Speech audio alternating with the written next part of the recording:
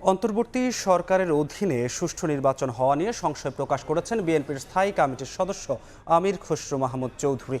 দুপুরে চট্টগ্রামের নিজ বাসভবনে দলীয় নেতাকর্মীদের সঙ্গে মতবিনিময় সভায় এই সংশয় প্রকাশ করেন তিনি। বলেন, বেশিরভাগ রাজনৈতিক দল ডিসেম্বরে নির্বাচন চাইলেও পক্ষপাত করে এপ্রিলে নেয়ার পাঁয়তারা চলছে।